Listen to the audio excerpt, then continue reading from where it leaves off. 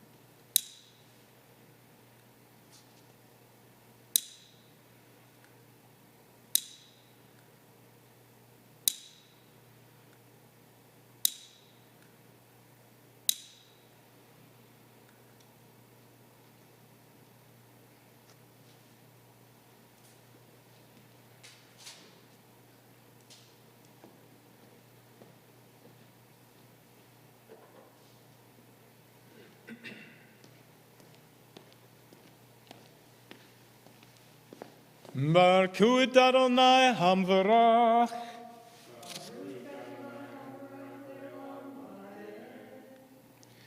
Baruch Adonai Hamvarach leolam vayed. Baruch atah Adonai Eloheinu melech haolam, asher bakar banu mechol ha'amim, v'natan lanu et Torato. Baruch atah Adonai noten haTorah. Amen. Bless the Lord, the Blessed One. Blessed are you, O Lord our God, King of the universe, who has chosen us from all peoples and given us his Torah.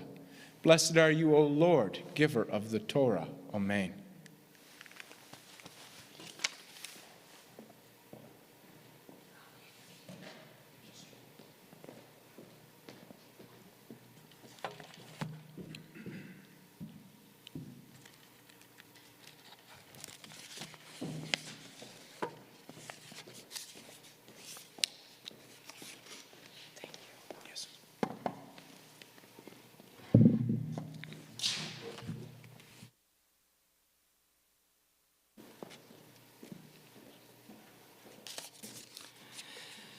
I'll be reading Parsha 8, Yishlach, starting at Genesis 32:4 through Genesis 36:43. Yaakov sent messengers ahead of him to Esau, his brother, toward the land of Seir, the country of Edom, with these instructions. Here is what you are to say to my lord Esau. Your servant Yaakov says, I have been living with Laban and have stayed until now. I have cattle, donkeys, and flocks, and male and female servants. I am sending to tell this news to my lord in order to win your favor. The messengers returned to Yaakov, saying, we went to your brother Esau. He is coming to meet you. With him are 400 men. Yaakov became greatly afraid and distressed. He divided the people, flocks, cattle, camels with him into two camps, saying, if Esau comes to the one camp and attacks it, at least the camp that is left will escape. When Yaakov said, God of my father Abraham, the God of my father Yitzhak, Adonai who told me, return to your country and to your kinsmen, and I will do you good. I'm not worthy of all the love and faithfulness you have shown to your servant. Since I crossed the Yarden with only my staff but now I have become 2 camps. Please rescue me from my brother Esau. I'm afraid of him, afraid he'll come and attack me without regard for mothers or children. You said, I will certainly do you good and make your descendants as numerous as the grains of the sands by the sea, which are so many they can't be counted. He stayed there that night. Then he chose from among his possessions the following as a present for Esau, his brother: 200 female goats and 20 male, 200 female sheep and 20 males, 30 milk camels and their colts, 40 cows and 10 bulls, 20 female donkeys and 10 colts. He turned them over to his servants, every drove by itself, and said to his servants, cross over in front of me and keep a space between each drove and the next one. He instructed the servant in front, when Esau, my brother, meets you and asks you, whose servant are you? Where are you going? And whose animals are these? Then you are to say, they belong to your servant Yaakov, and they are a present he has sent to my lord Esau. And Yaakov himself is just behind us. He also instructed the second servant and the third and all that followed the droves. When you encounter Esau, you are to speak to him in the same way, and you are to add, and there just behind us is your servant Yaakov. For he said, I will appease him first with the present that goes ahead of me. Then after that, I will see him myself, and maybe he'll be friendly towards me. So the present crossed over ahead of him, and he himself stayed that night in the camp. He got up that night, took his 2 wives, his 2 slave girls, and his 11 children, and forded the Yabbok. He took them and sent them across the stream, then sent his possessions across, and Yaakov was left alone. Then some man wrestled with him until daybreak. When he saw that he did not defeat Yaakov, he struck Yaakov's hip socket, so that his hip was dislocated while wrestling with him. The man said, let me go, because it's daybreak. But Yaakov replied, I won't let you go unless you bless me. The man asked, what is your name? And he answered, Yaakov. Then the man said, from now on, you are no longer called Yaakov, but Israel, because you have shown your strength to both God and men and have prevailed. Yaakov asked him, please tell me your name. But he answered, why are you asking about my name? And blessed him there. Yaakov called the place Peniel, because I have seen God face to face, yet my life is spared. As the sun rose upon him, he went on past Peniel, limping at the hip. This is why to this day the people of Israel do not eat the thigh muscle that passes along the hip socket, because the man struck Yaakov's hip at its socket. Yaakov raised his eyes and looked out, and there was Esau coming, and 400 men with him. So Yaakov divided the children between Leah, Rachel, and the 2 slave girls, putting the slave girls and their children first, Leah and her children second, and Rachel and Joseph last. Then he himself passed on ahead of them and prostrated himself on the ground 7 times before approaching his brother. Esau ran to meet him, hugged him, threw his arms around his neck and kissed him, and they wept. Esau looked up. On seeing the women and children, he asked, whose are these with you? Yaakov answered, the children God has graciously given to your servant. Then the slave girls approached with their children, and they prostrated themselves. Leah, too, and her children approached and prostrated themselves. And last came Joseph and Rachel, and they prostrated themselves. Esau asked, what was the meaning of this possession of droves I encountered? And he answered, it was to win my Lord's favor. Esau replied, I have plenty already, my brother. Keep your possessions for yourself. Yaakov said, no, please. If now I have won your favor, then accept my gift.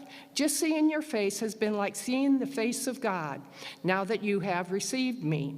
So please accept the gift I have brought to you, for God has dealt kindly with me, and I have enough.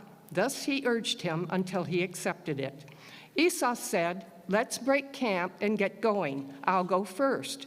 Yaakov said to him, "My Lord knows that the children are small, and that the sheep and cattle suckling their young concern me, because if they overdrive them, even one day all the flocks will die. Instead, please let my Lord go on ahead of his servant. I will travel more slowly, at the pace of the cattle ahead of me, and at the pace of the children, until I come to my Lord in Seir."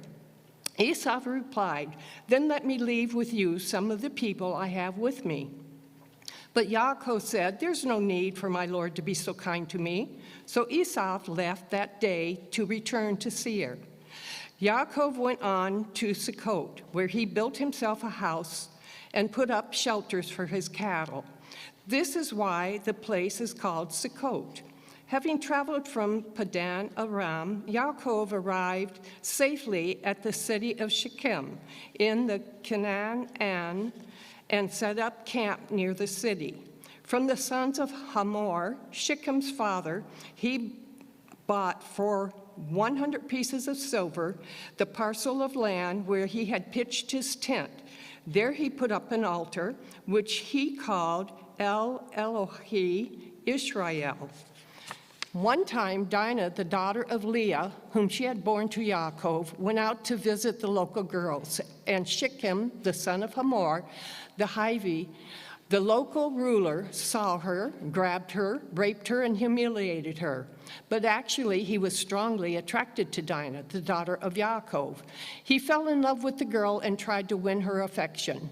Shechem spoke to his father Hamor and said, "Get this girl for me. I want her to be my wife." When Yaakov heard that he had defiled Dinah, his daughter, his sons were with his livestock in the field. So Yaakov restrained himself until they came in. Hamor, the father of Shechem, went out to Yaakov to speak with him, just as Yaakov's sons were coming in from the field. When they heard what had happened, the men were saddened and were very angry at the outrage this man had committed against Israel by raping Yaakov's daughter, something that is simply not done.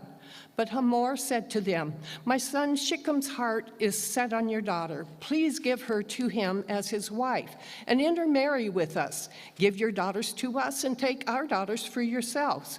You will live with us, and the land will be available to you. You'll live, do business, and acquire possessions here." Then Shechem said to her father and brothers, "Only accept me, and I will give whatever you tell me, as large a bride price as you like. I'll pay whatever you tell me. Just let me marry the girl."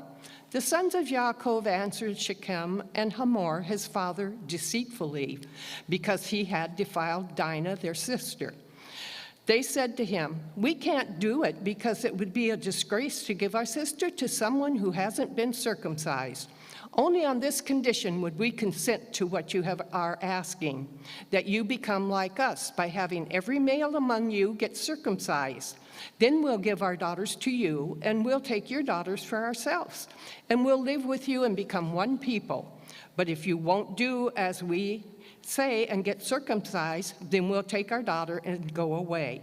What they said seemed fair to Hamor and Shechem, the son of Hamor, and the young man did not put off doing what was asked of him, even though he was the most respected member of his father's family, because he so much wanted Yaakov's daughter. Hamor and Shechem, his son, came to the entrance of their city and spoke with the leading men. "These people are peaceful toward us. Therefore, let them live in the land and do business in it. For, as you see, the land is large enough for them. Let us take their daughters as wives for ourselves, and we'll give them our daughters. But the people will consent to live with us and become one people only on this condition, that every male among us gets circumcised, as they themselves are circumcised. Won't their cattle, their possessions, and all their animals be ours? Only let's consent to do what they ask, and then they will live with us." Everyone going out the city gate listened to Hamor and Shechem, his son. So every male was circumcised, every one that went out the gate of the city. On the third day after the circumcision, when they were in pain, two of Yaakov's sons, Shimon and Levi, Dinah's brothers, took their swords, boldly descended on the city, and slaughtered all the males. They killed Hamor and Shechem, his sons, with their swords, took Dinah out of Shechem's house, and left. Then the sons of Yaakov entered over the dead bodies of those who had been slaughtered and plundered the city in reprisal for defiling their sister. They took their flocks, cattle, and donkeys, and everything else, whether in the city or in the field, everything they owned. The children and wives they took captive, and they looted whatever was in the houses. But Yaakov said to Shimon and Levi, "You have caused me trouble by making me stink in the opinion of the local inhabitants, the Canaanite and the Perizzi. Since I don't have many people, they'll align themselves together against me and attack me, and I'll be destroyed, I and my household." They replied, "Should we let our sister be treated like a whore?" God said to Yaakov, "Get up, go up to Beth-el and live there, and make there an altar to God, who appeared to you when you fled from Esau, your brother." Then Yaakov said to his household and all the others with him, "Get rid of the foreign gods that you have with you. Purify yourselves and put on fresh clothes. We're going to move on and go up to Beth-el. There I will build an altar to God, who answered me when I was in such distress and stayed with me wherever I went." They gave Yaakov all the foreign gods and their possessions and the earrings they were wearing, and Yaakov buried them under a pistachio tree near Shechem. While they were traveling, a terror from God fell upon the cities around them, so that none of them pursued the sons of Yaakov. Yaakov and all the people with him arrived at Luz, in the land of Canaan. He built there an altar and called the place El-Beth-el, because it was there that God was revealed to him at the time when he was fleeing from his brother. Then Devorah, Rivka's nurse, died. She was buried below Beth-el under the oak, which was given the name Alon Bakhut.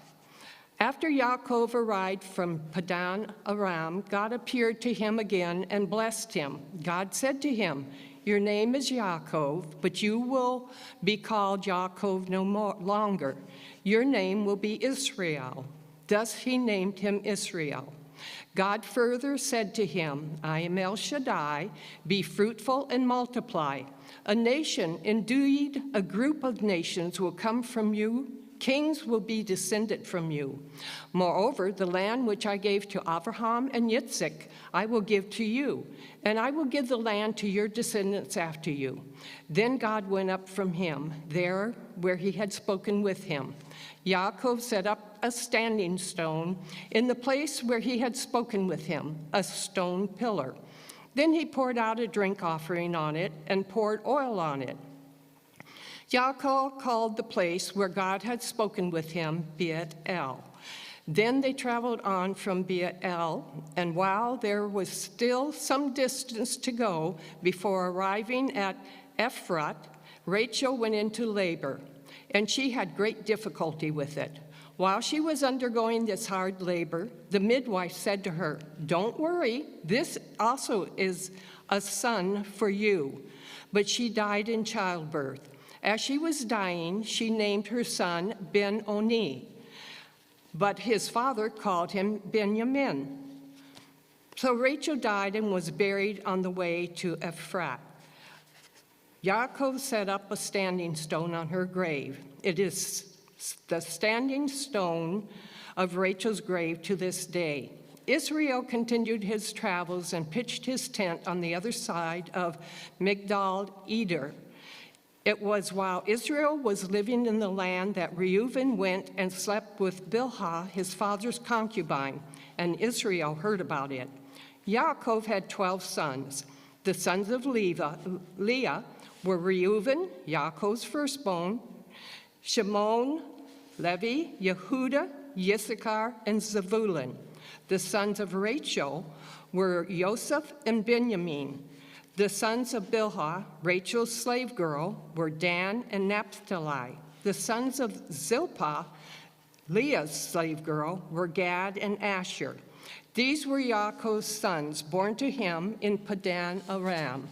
Yaakov came home to his father Yitzhak at Mamre, near Kiryat Arba, where Abraham and Yitzhak had lived as foreigners. Yitzhak lived to be 180 years old. Then he breathed his last, died, and was gathered to his people, an old man full of years. And his sons Esau and Yaakov buried him. This is the genealogy of Esau. Esau chose Canaanite women as his wives. Ada, the daughter of Elon the Hittite, Aholibamah, the daughter of Anah, the daughter of Zivon, the Hivi, and Basemath, Yishmael's daughter, sister of Navayot. Ada bore to Esau Eliphaz, Basemath bore Reuel, and Aholibamah bore Yeush, Yalam, and Korash. These were the sons of Esau, born to him in the land of Canaan. Esau took his wives, his sons and daughters, the others in his household, his cattle and other animals, and everything else he owned, which he had acquired in the land of Canaan, and went off to the country distant from his brother Yaakov, for their possessions had become too great for them to live together, and the countryside through which they were traveling couldn't support so much livestock. So Esau lived in the hill country of Seir. This is the genealogy of Esau, the father of Edom, in the hill country of Seir. The names of Esau's sons were Eliphaz, the son of Adah, the wife of Esau, Reuel, the son of Basemath, the wife of Esau. The sons of Eliphaz were Teman, Omar, Zepho, Gatan, and Kenaz. Timnah was the concubine of Eliphaz, Esau's son, and she bore to Eliphaz Amalek. These were the descendants of Adah, Esau's wife. The sons of Reuel were Nahat, Zerash, Shammah, and Mizah. These were the sons of Basemath, Esau's wives. These were the sons of Aholibamah, the daughter of Anah, the daughter of Zephon, Esau's wife. She bore to Esau Yeush, Yalam, and Korash. The chieftains of the sons of Esau were the sons of Eliphaz, the firstborn of Esau, and the chieftains of Timnah, Omar, Zepho, Kenaz, Korash, Gatam, and Amalek. These were the chieftains, descendants from Eliphaz in Eden and from Adah. The sons of Reuel, Esau's sons, were the chieftains of Nahat, Zerach, Shammah, and Mizpah. These were the chieftains, descendants from Reuel in the land of Eden, from Basemath, Esau's wife. The sons of Aholibamah, Esau's wife, were the chieftains of Yeush, Yalam, and Korash. These were the chieftains, descendants from Aholibamah, the daughter of Anah, Esau's wife. These were the descendants of Esau, and these were their chieftains. These were the descendants of Seir, the Hori, the local inhabitants, Lotan, Shoval, Zavon, Anah, Dishon, Etzer, and Dishan. They were the chieftains, descendants from the Hori, the people of Seir in the land of Eden. The sons of Lotan were Hori and Heman. Lotan's sister was Timnah. The sons of Shoval were Alvan, Manahat, Eval, Shapho, and Onan. The sons of Zivon were Aya and Anah. This is the Anah who found the hot springs in the desert while pasturing his father's Zivon's donkeys. The children of Anah were Dishan and Aholibamah, the daughter of Anah. The sons of Dishan were Himdan, Eshban, Yitran, and Karan. The sons of Itzer were Bilhan, Zaavan, and Akan. The sons of Dishan were Uts and Aran. These were the chieftains, descendants from the Hori, the chieftains of Lotan, Shavol, Zavan, Anah, Dishan, Etzer, and Dishan. These were the chieftains, descendants from the Hori by their clans in Seir. Following are the kings who reigned in the land of Eden before any king had reigned over the people of Israel. Bela, the son of Beor, reigned in Eden. The name of his city was Dinhava. When Bela died, Yovah, the son of Zerach from Batzrah, reigned in his place. When Yovah died, Husham from the land of Timani reigned in his place. When Husham died, Hadad, the son of Bedad, who killed Midian in the field of Moab, reigned in his place. The name of the city was Avit. When Hadad died, Samlah of Masrekah reigned in his place. When Samlah died, Shaul of Rehovot by the river reigned in his place.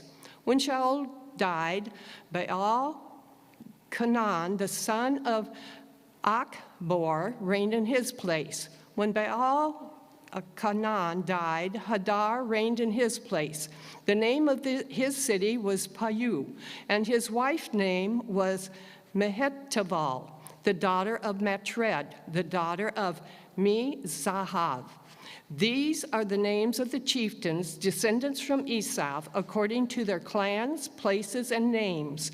The chieftains of Timnah, Alvan, Yatet, Aholivamah, Elah, Peon, Kenaz, Timan, Miztar, Magdiel, and Aram.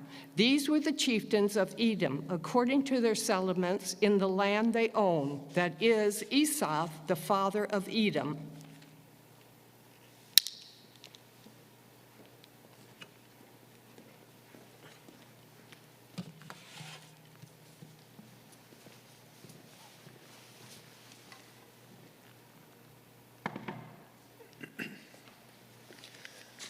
Baruch atah Adonai, Eloheinu melech haolam, asher natan lanu Torah emet, v'chai ha'olam nata betukenu.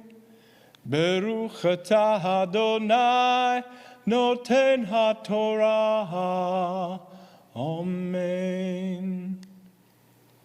Blessed are you, O Lord our God, King of the universe, who has given us a Torah of truth and has planted eternal life in our midst. Blessed are you, O Lord, giver of the Torah. Amen.